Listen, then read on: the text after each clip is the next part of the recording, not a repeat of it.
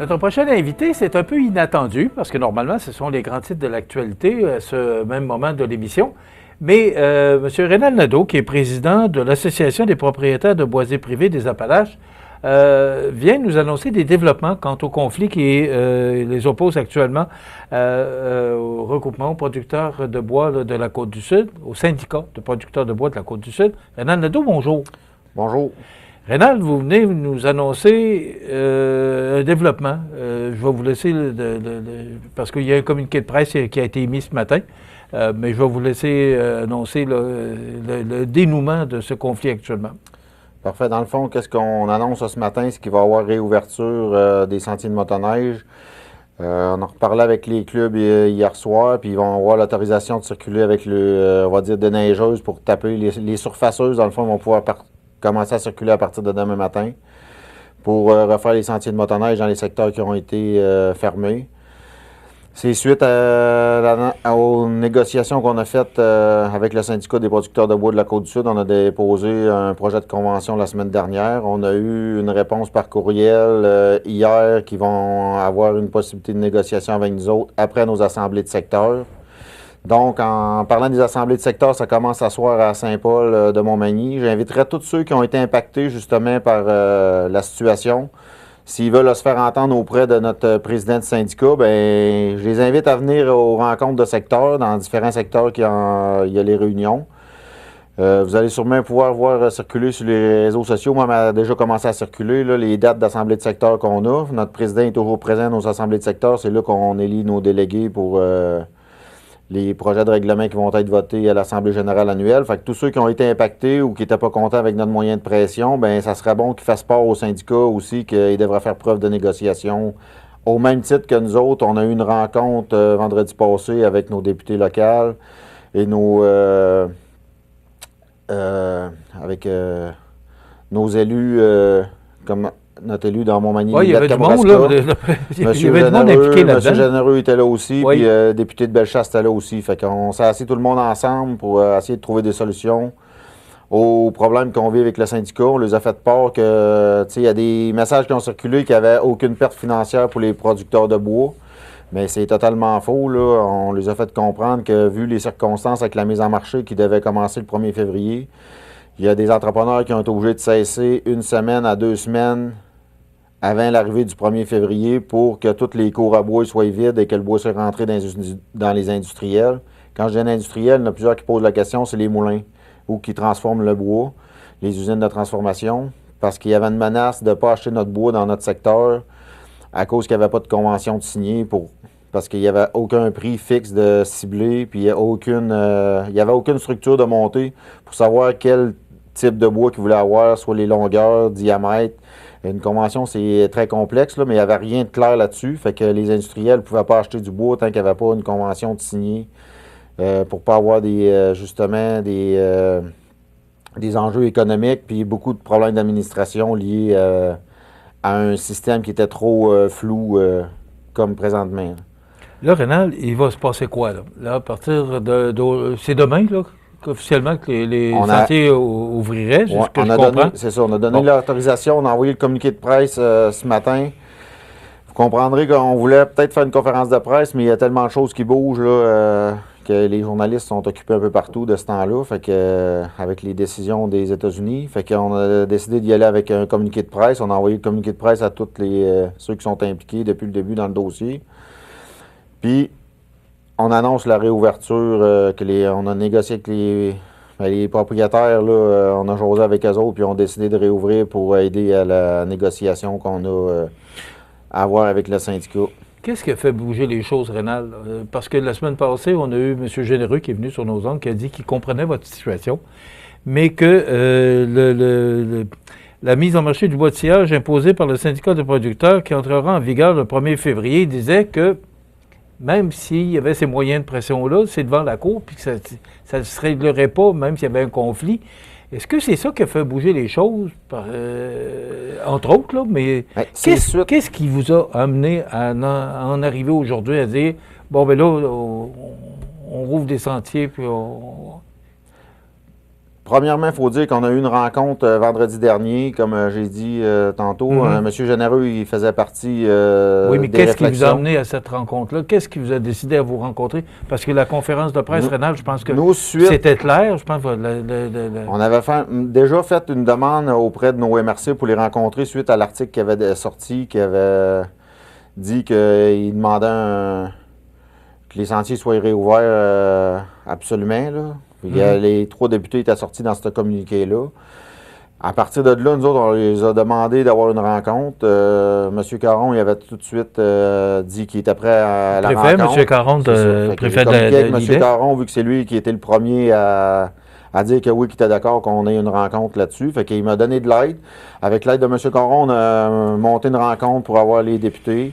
Puis quand j'ai vu aussi que M. Généreux, il était dans le coin, on a communiqué avec M. Généreux pour qu'il puisse faire partie, vu qu'il nous avait rencontrés l'année dernière, puis comme qu'il vous expliquait qu'il avait fortement aidé à réouvrir les sentiers, qu'on allait avoir de l'aide pour nous aider dans notre dossier, mais suite à ces rencontres-là, il y a un bout de temps que notre dossier est vraiment retombé sur la glace, comme on a expliqué lors de cette rencontre-là. Fait que là, on a dit, nous autres, on est prêts à négocier, on a fait beaucoup de demandes avec rencontrer nos MRC puis tout ça. Ils disent, on vous le montre qu'on veut négocier puis on a besoin d'aide pour régler le litige. Fait que suite à cette rencontre-là, on est censé d'avoir une rencontre une fois par mois avec eux autres pour justement travailler sur ce dossier-là.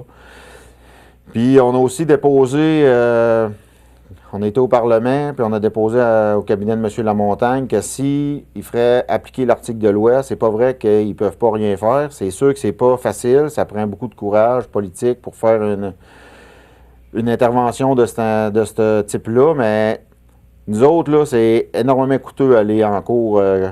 Comme présentement, c'est qu'on conteste la décision de la Régie des marchés agricoles, qu'on conteste à la Cour supérieure, qui n'ont pas fait le travail comme il faut. Frais, tout ça coûte vraiment beaucoup de frais. Si le gouvernement il utiliserait l'article de loi qu'on lui a mentionné, il pourrait tout de suite dire à la Régie des marchés agricoles, regardez, vous n'avez pas pris peut-être la bonne décision. Il y aurait soit matière à réviser votre dossier, à refaire des séances publiques, prendre l'information ou carrément annuler la décision.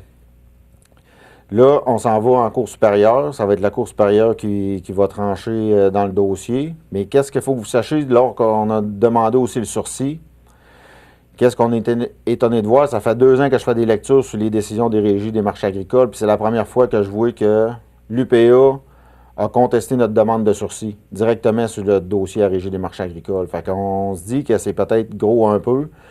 On se demande pourquoi que l'UPA elle est intervenue dans ce dossier-là. La Régie des marchés agricoles, c'est le tribunal administratif de l'UPA, puis l'UPA s'en vient contester une demande que nous autres on fait.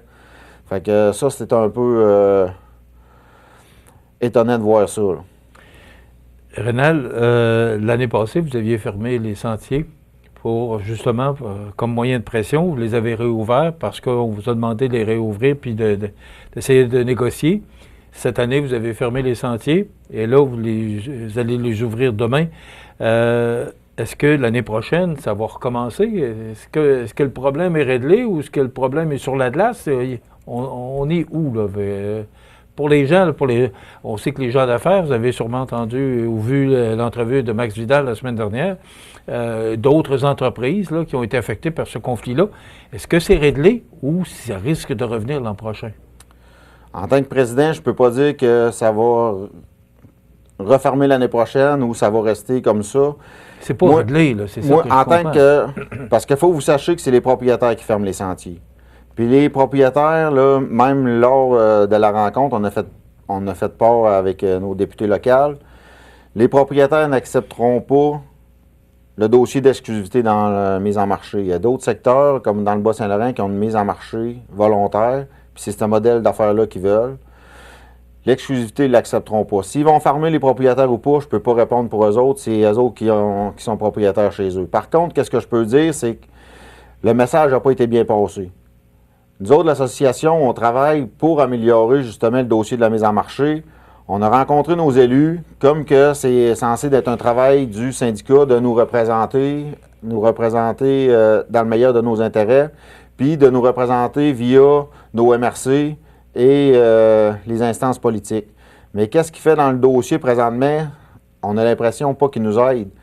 il veut avoir l'exclusivité de nos boisés. C'est comme s'il veut, en partie, voler une partie de notre bien parce qu'il veut avoir notre exclusivité sur notre boisé. Fait qu'il ne nous représente pas. Vous avez vu, vous avez même fait à plusieurs reprises des demandes de rencontre avec lui, puis il ne veut pas répondre aux demandes de rencontre. Fait qu'il y a une grosse fermeture, pour prouver qu'il y a une grosse fermeture de leur part, là, il refuse les rencontres.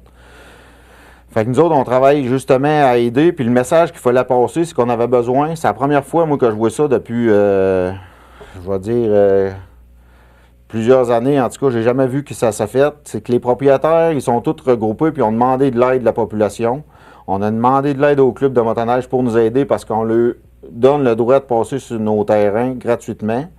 C'était pas... Le message est passé qu'on a voulu les prendre en otage, mais c'était pas le message pantoute. Si, à la place de ça, l'Office du tourisme, puis tous ceux qui étaient impactés par une fermeture de sentiers, pas juste motoneige, c'est l'interdiction de droit de passage, s'ils avaient embarqué avec nous autres pour nous aider, on aurait fait vraiment un moyen de pression. Peut-être que nos élus auraient eu plus de facilité à faire approuver qu'est-ce qu'on a demandé, là, la loi, pour qu'il y ait une révision sur la régie des marchés agricoles. On aurait eu vraiment plus de frappe. De toute façon, depuis une couple d'années, on le voit, là, aller au 15 de janvier, il n'y en a pas de neige. Ça aurait tout mis ensemble au début pour faire notre gros moyen de pression. Le message aurait mieux passé, puis là, ça aurait fait moins de... Pas conflit, mais c'est comme, on dirait, un genre de conflit qui s'est créé. Rénal, le temps passé, il te reste 2 minutes. C'est quoi la suite des choses, là? Parce que là, vous attendez la décision de la Cour supérieure. C'est ce que M. Généreux nous a dit la semaine dernière aussi. C'est quoi la suite des choses? Là, on ouvre les sentiers aujourd'hui ou demain, là. Ça, c'est la bonne nouvelle. Mais pour vous autres, c'est quoi en quelques secondes? La suite des choses, on sait que Mme Maïté Blanchette, elle a ouvert un chantier concernant le dossier des mises en marché dans les forêts privées. Fait qu'on va suivre de proche l'évolution du dossier en tant qu'association. On va peut-être même faire une demande pour avoir une place pour siéger avec eux autres. On va voir si on va être accepté ou pas. Sinon, ben, on va pouvoir, via nos députés locaux, avoir de l'information au moins une fois par mois pour suivre l'évolution de ce dossier-là, puis pouvoir se faire un peu, si on a des idées, on va essayer de faire passer nos idées par nos députés locaux pour ce dossier-là. Et nous au courant. On va suivre le dossier, c'est un dossier très important pour nous. Merci Rénal Nadeau, qui est président de l'Association des propriétaires de boisiers privés des Appalaches, donc les sentiers de motoneige qui ouvrent aujourd'hui ou demain. Là. Le temps que les surfaceuses, là, on demande la collaboration du monde quand même, le temps que les surfaceuses ils refassent les sentiers là, pour pas qu'il arrive d'accident non plus.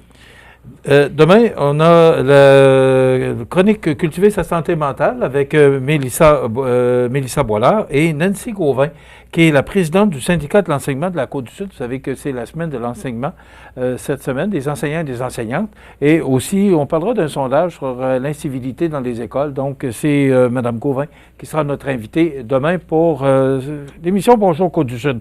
Dans quelques instants, les avis de décès. Je vous rappelle que ça va être froid aujourd'hui, mais ça va s'adoucir demain. Je vous souhaite de passer une excellente journée en ce mercredi du 5 février. Revenez-nous demain pour une autre émission d'information sur la Côte-du-Sud. Bonne journée.